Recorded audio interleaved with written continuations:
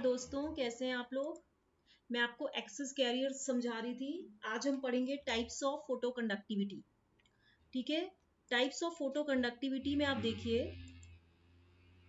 कि दो टाइप्स के हैं, एक है इंट्रिंसिक और एक है एक्सट्रिंसिक। इंट्रिंसिक का मतलब क्या होता है कि absorption across primary band gap EG creates electron and hole photo carriers. देखिए बैंड गैप क्या होता है, the difference of energy gap between the valence band and conduction band, उसको हम क्या बोलते हैं, एनर्जी गैप ईजी।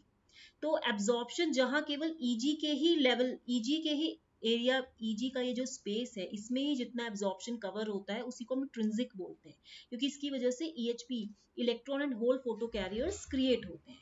नेक्स्ट आता है एक्सट्रिंसिक। एक्सट्रिंसिक में क्या होता है कि absorption from or to impurity site in gap. अब ये जो गैप है, इस गैप में आपने जैसे पढ़ा होगा डायरेक्ट सेमीकंडक्टर्स में गैलियम आर्सेनाइड, इंडियम फॉस्फाइड, इसमें क्या होता है कि जो कंडक्शन बैंड होता है और जो वैलेंस बैंड होता है इसमें इलेक्ट्रॉन डायरेक्टली फॉल करता है वैलेंस बैंड में विदाउट एनी डिफेक्ट और इंटरमीडिएट स्टेट। लेकिन जो आपका इनडायरेक्ट होता है उसमें क्या होता है कि डायरेक्ट फॉल नहीं करता, उल्टा क्या करता है कि किसी इंटरमीडिएट स्टेट में आ जाता है, डिफेक्ट स्टेट में आ जाता है।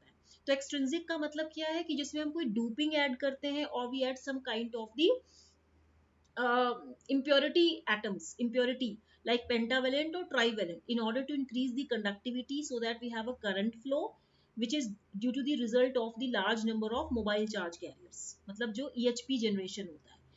तो यानी कि जो गैप में देखो इसमें क्या लिखा है, गैप में जो इम्प्योरिटी साइट्स बन जाते हैं उसके अंदर से एब्जॉर्प्शन होता है या उस टुवर्ड्स होता है, it creates photo carriers in conduction और वैलेंस बैंड। अब आप देखो यहाँ पे ये क्या है आपका, ये इंट्रिंसिक है और ये क्या है, एक्सट्रिंसिक है। इंट्रिंसिक में this is the energy gap between conduction band and valence band where there is only the absorption occurs. Absorption कब होता है, मैंने आपको बताया था when photon energy is greater than equal to the energy band gap which is h mu, that is hc by lambda आपका photon energy होता है। ठीक है, तो तब यहाँ पे क्या होता है, ऑप्टिकल एब्जॉर्प्शन होता है, दिस इज द कंडीशन।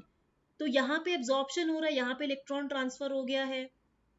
ठीक है, एक्सट्रिंसिक में क्या हो रहा है कि there are two Fermi levels, Fermi level near to the conduction band and Fermi level to the near to the valence band. तो यहाँ पे आप ये देखिए दो डिफेक्ट स्टेट्स बन गई है। तो यहाँ पे आप देखिए क्या लिखा है, donor level to the conduction band, this is your conduction band and valence band to the acceptor level. तो आप देखिए आपने पढ़ा भी होगा ना कि ये जब कंडक्शन बैंड बनता है, this is your conduction band and this is your valence band. तो यहाँ पे आप देखिए कि एक EFN आ जाता है which is closer to the conduction band और एक आता है EFP which is closer to the valence band, और यहाँ पे बीच में एनर्जी बैंड गैप आता है EG। तो आप इसमें देखिए कि पहले तो ये इलेक्ट्रॉन इधर जा रहा है, फिर उसके बाद देखिए ये इसमें क्या लिखा है कि यहाँ पे एब्जॉर्प्शन कैसे हो रहा है, या तो ये इस लेवल के क्रॉस हो रहा है EF1 और ये जो कंडक्शन बैंड है, या ये EF2 और वैलेंस बैंड, ये जो EF2 के ऊपर जो लाइन ड्रॉ की हुई है जहां पे इलेक्ट्रॉन रिसाइड कर रहा है उसके बीच में एब्जॉर्प्शन हो रहा है। एब्जॉर्प्शन दैट मीन्स कि ऑप्टिकल एब्जॉर्प्शन हो रहा है। तो यहाँ पे जैसे ये जो यहाँ पे डिफेक्ट स्टेट है या जो इम्प्योरिटी साइट है गैप में, इसमें जो इलेक्ट्रॉन्स रिसाइड कर रहे हैं, जैसे आपने कोई फोटो कंडक्टर में जैसे आपने सप्लाई किया, एक्सटर्नल एनर्जी एक्साइटेशन किया, तो ये इलेक्ट्रॉन्स यहाँ से यहाँ चले गए। सिमिलरली ये इलेक्ट्रॉन्स यहाँ से यहाँ चले गए, तो ये होल्स बन गए। तो ये एक्सट्रिंसिक के कारण होता है। वैलेंस बैंड से एक्सेप्टर लेवल में जाते हैं, ये एक्सेप्टर लेवल हो गया, और यहाँ पे ये donor level to conduction band आते हैं, ये आपका डोनर लेवल है। ओके, तो ये यहाँ आपके मैंने शॉर्ट फॉर्म में बताया है। नेक्स्ट तो ये है, नेक्स्ट है आपका photo conducting materials and their energy band gaps with maximum wavelength. इसमें no need to make you understand anything, ये सब आपको याद करना है। सिलिकॉन का EG 1.1 EV होता है, गैलियम आर्सेनाइड का 1.43 EV होता है एंड जर्मेनियम का 0.72 या 0.67 EV होता है। कैडमियम सल्फाइड, CDT, ये सारे कंपाउंड सेमीकंडक्टर्स हैं और इनके एनर्जी बैंड गैप्स हैं। Lead sulphide, indium antimonide, lead tellurium, mercury CDT, HG CDT। ठीक है, तो ये उसके अकॉर्डिंग दिया हुआ है। Do you understand that. तो ये एनर्जी बैंड गैप है, ये आप याद कर लीजिएगा, नेट में पूछा जाता है। अब आता है photo conducting materials. The photo conductive device is based on the decrease in the resistance of certain semiconductor materials when they are exposed to both infrared and visible radiation. इसकी वेवलेंथ आप लोग लिख के लाएंगे, कमेंट सेक्शन में homework है, ठीक है। फोटो कंडक्टिव डिवाइस की मेन प्रॉपर्टी यही होती है कि इसमें रेजिस्टेंस जो होता है, रेजिस्टेंस में डिक्रीज होता है। The photoconductivity is the result of the carrier excitation due to light absorption and the figure of merit depends on the light absorption efficiency.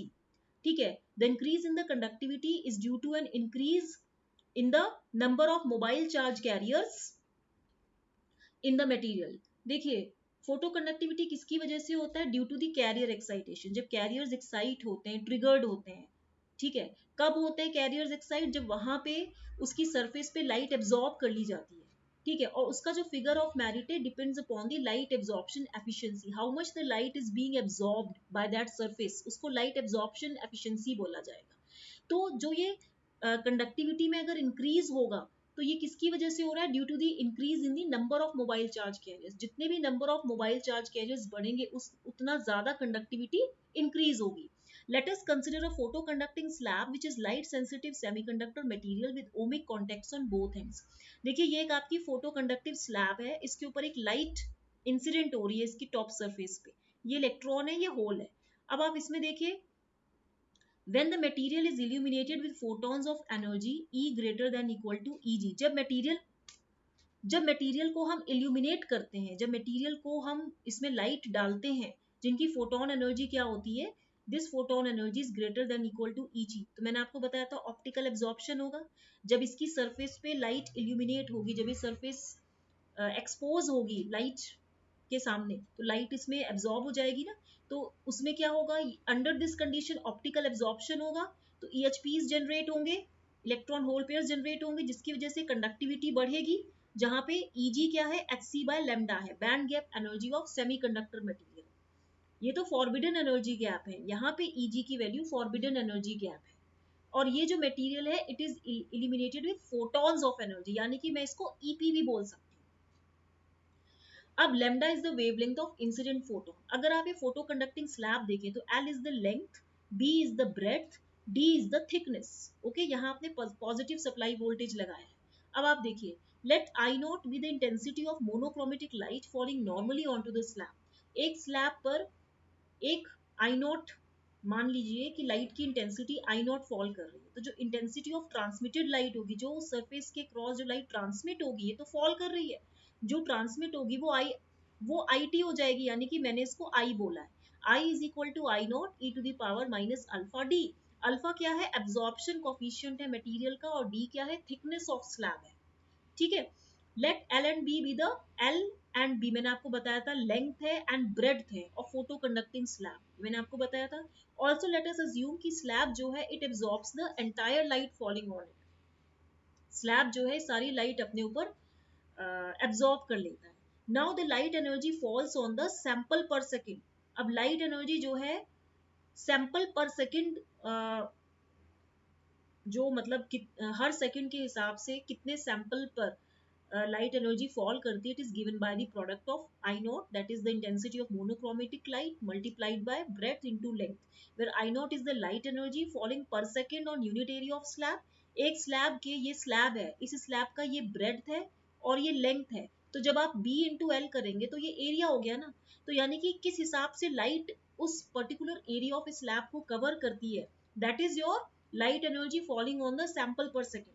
तो नंबर ऑफ फोटॉन्स यानी कि जो लाइट एनर्जी होगी falling on the photo conductor per second, वो कितना हो जाएगा? I naught times into BL by h mu, ठीक है। तो let eta be the quantum efficiency of the absorption process. Absorption process की एफिशिएंसी को हम क्वांटम एफिशिएंसी बोल रहे हैं eta, and it is nothing but the fraction of incident energy absorbed. ये क्या है कि कितने टाइम्स जो एनर्जी फॉल कर रही है, इंसिडेंट कर रही है, उसका फ्रैक्शन है ये। तो नंबर ऑफ फोटॉन्स जो पर सेकेंड उस सरफेस के थ्रू एब्जॉर्ब हो जाएंगे, जो नंबर, ये जैसे सरफेस है फोटो कंडक्टर स्लैब का, तो कितना नंबर ऑफ फोटोन एब्जॉर्ब होगा, वो कितना हो जाएगा?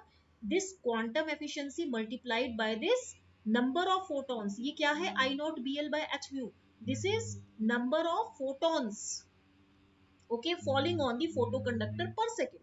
तो जो एवरेज जनरेशन रेट होगा चार्ज कैरियर्स का, वो क्या होगा? वो चार्ज कैरियर्स का the rate at which the carriers are generated, वो क्या हो जाएगा? Eta naught into I naught BL by h mu divided by BLD। Breadth into length into thickness, ये पूरा आपका वॉल्यूम हो गया। और ये आपका eta into I not B L by H mu क्या हो गया, number of photons absorbed per second. तो this is equal to average generation rate. तो ये और ये कैंसिल होके eta I not by H mu D हो गया। ये इंपॉर्टेंट चीज है, ठीक है। किस तरह से एवरेज जनरेशन रेट निकालते हैं, ये आता है एग्जाम में। Let delta n and delta p be the excess electron and hole density per unit volume in the device। मान लीजिए, देखिए जब भी हम डेल्टा बोलते हैं तो it is a small incremental change, ठीक है, very small change, differential change बोलते हैं। और एक्सेस, एक्सेस कैरियर्स किसको बोलते हैं, which are generated due to some thermal excitation whose values are beyond the equilibrium values। तो ये जो excess electron and hole density है ये पर यूनिट वॉल्यूम के हिसाब से जनरेट हो रहे हैं in the device. If tau C is the life time of charge carriers, अगर ये चार्ज कैरियर्स का लाइफ टाइम है तो रिकॉम्बिनेशन रेट कितना हो जाएगा, R R delta N by tau C is equal to delta P by tau C. ठीक है, याद रखिए ये क्या है, recombination rate, the rate at which the electrons and holes are recombined, merged और disappear, and this is equal to ratio of delta N by tau C और delta P by tau C. तो tau सी क्या है, the charge carriers की जो life time होती है, how much do they exist at equilibrium. जो आपका रिकॉम्बिनेशन रेट है ये जनरेशन रेट के इक्वल होता है, very important. At equilibrium the recombination rate that means this R R is equal to G generation rate. Generation rate आपका शायद ये था ना generation rate, this was R G, okay okay, that means R R recombination rate is equal to R G generation rate, ठीक है। तो यहाँ पे जो delta P is equal to delta N is equal to R G into tau सी हो जाएगा। यहां से आप निकालिए इस इक्वेशन से, delta N is equal to delta P is equal to R R into tau C, तो वो वैल्यू हमने यहाँ लिख दी, R R into tau C, sorry यहाँ पे आर आर आएगा। तो वी नो जी कंडक्टिविटी किसी भी सेमीकंडक्टिंग मटेरियल की क्या होती है, N E mu N plus P E mu H, यही होता है ना। तो under illumination the surface when exposed to light, उसको इल्यूमिनेशन बोल रहे हैं ना। The conductivity will increase by an amount this much, delta factor से इंक्रीज होगा जितने टाइम्स वहां पे लाइट फॉल कर रही है। तो डेल्टा एन लगा दोगे, E mu E plus delta P लगा दोगे, डेल्टा एन ये आपने कॉमन ले लिया तो mu E plus mu H हो गया, क्योंकि delta N is equal to delta P है एट इक्विलिब्रियम, ठीक है। And this is equal to how much, this is equal to R G, ये आर जी क्यों लिखा है, ओके ओके, क्योंकि देखो R R is equal to R G है ना, तो या तो आप आर आर टाउ सी लिखो और आर जी टाउ सी लिखो। तो यहाँ पे मैंने ये क्या है आपका जनरेशन रेट है, either you write it as R G tau C और you write it as R E, क्या लिखा है इसमें, आर आर टाउ सी। तो यहाँ पे क्योंकि at equilibrium R G equal to R generation rate है ना, generation rate is equal to recombination rate है, तो ये आर आर, तो हमने यहाँ पे जनरेशन रेट ले लिया। ये फॉर्मूला याद करिएगा, ठीक है। When a voltage is applied to the contacts, electrons and holes move in opposite direction. जब आप वोल्टेज कॉन्टेक्ट्स में लगाते हैं, यहाँ पे फोटो कंडक्टिंग स्लैब है, यहाँ पे आपके कॉन्टेक्ट्स बने हैं, यहाँ पे आपने जब वोल्टेज लगाई है तो क्या होगा, electrons and holes will try to oppose each other and they will move in the opposite direction, जिसकी वजह से एक फोटो करंट प्रोड्यूस होगी। अपोजिंग मतलब अपोजिंग, अलग अलग दिशा में ये लोग घूमेंगे। सो डेल्टा आई जो होगा फोटो करंट है, and this is equal to B breadth into thickness divide by L length into delta sigma into V, V is the volume ही होगा ये, सॉरी वोल्टेज है, voltage, V is the voltage, v is the voltage। तो delta E is how much, B D by L into delta sigma की value कितनी हो गई, generation rate into tau C into E into mu E plus mu H times of voltage. तो ये formula आपको, या कभी कभी क्वेश्चन पूछा जाता है what is the condition at equilibrium, और ऑप्शंस दे दिया जाएगा। तो your generation rate is equal to recombination rate, what is the value, this is delta P by tau C और delta N by tau C. And what is the incremental change in the conductivity, तो आप लिख सकते हो delta N E of mu E plus mu H, और delta N की value आपको पता ही है क्या है, आर जी, और आप इसको लिख सकते हो R G tau C into N E, sorry R G tau C into यहाँ पे ये ई हो गया electron concentration mu E plus mu H. इस तरह से एक्सप्रेशंस निकालने को आते हैं, एक्सप्रेशन दे दिया जाएगा और फिर पूछा जाएगा। तो आज के लिए इतना काफी, इसको कॉपी में जरूर लिख लीजिएगा, इंपॉर्टेंट है ये, कोई ऐसे बताता नहीं है ये, मैं क्योंकि ये क्लास में पढ़ाया था, स्ट्रीट स्मान में था ये, थर्ड सेमेस्टर के स्टूडेंट्स आपको मैंने ये सब्जेक्ट पढ़ाया था। तो इसी तरह से क्वेश्चंस भी आते हैं, generation rate, recombination rate. Okay, तो लाइक शेयर एंड सब्सक्राइब करना मत भूलिएगा। अपने फ्रेंड्स को भी ज़्यादा से ज़्यादा फ्रेंड्स को शेयर कीजिए, कम से कम मेरे 1K सब्सक्राइबर्स आ जाएं तो इट विल बी गुड। मैं डेली फिर अच्छे, मैं अभी थोड़ा इसीलिए लेट कर रही हूँ क्योंकि आप लोग अभी मुझे लगता है लॉकडाउन की वजह से नर्वस हो गए हो, या आप लोग बहुत ज़्यादा, मुझे लगता है कि आपका मन नहीं कर रहा है पढ़ने का। दिस फेज शैल पास, ये फेज भी जाएगा। तो पढ़ाई लिखाई मत छोड़ो अपनी, क्योंकि जब आप लोग 7-8 व्यूज 2 दिन में देते हो तो मेरा भी वीडियो बनाने का मन नहीं करता। अगर आप अच्छे से पढ़ोगे, व्यूज ज्यादा होंगे, तो मैं अच्छे अच्छे वीडियो बनाऊंगी, मेरे पास मैटर बहुत है। ठीक है, तो आई होप आपको समझ में आएगा। इसको अच्छे से पढ़िए, कॉपी में एक्सप्रेशंस लिखिए, अभी you have a lot of time. और ऐसा नहीं है, कोई भी बुरा समय ज्यादा समय तक नहीं रहता है। ओके, तो आप लोग, मुझे लगता है ये जो समय चल रहा है उसमें आप लोगों का पढ़ने का मन बिल्कुल नहीं कर रहा है, पर उसको आपको पढ़ना तो पड़ेगा। ज्यादा मत पढ़िए, 1 घंटा भी पढ़ेंगे, एक से 1.5 घंटा, तब भी चलेगा। ठीक है, till then all the best. ठीक है, थैंक यू।